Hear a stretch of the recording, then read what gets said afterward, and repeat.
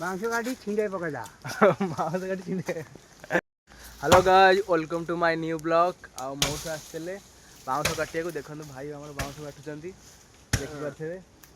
ବହୁତ କଷ୍ଟ ଲାଗୁଛି ବାଉଁଶ କାଟିବାକୁ, ହେଲେ ବି କଷ୍ଟରେ କାମ କରୁଛନ୍ତି ବାଉଁଶ କାଟିବା ପାଇଁ। ତଥାପି କଟୁନି, ଚେଷ୍ଟା କଲେ ହିଁ ବହୁତ କାଟିବାକୁ। ମାଂସ କାଟି ଛିଣ୍ଡେଇ ପକଉଛି।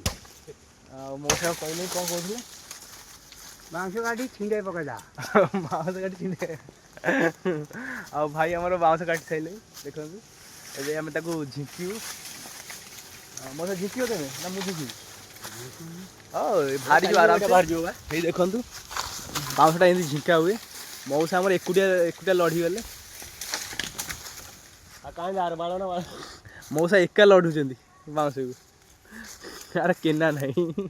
ଲେବା କେପଟେ ନବା ସେଇପଟେ। ଯେପଟେ ଆସିଥିଲେ ହଁ, ନବା ପାଇଁ ସେପଟେ ବାଟ ଅଛି।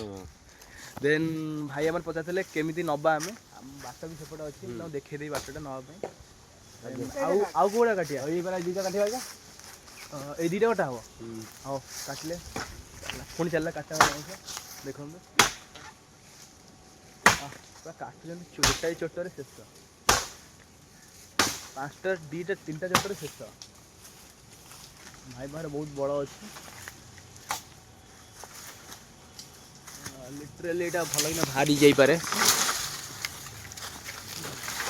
ଏକା ଲଢ଼ିଲେ ଭାଇ ଆମର।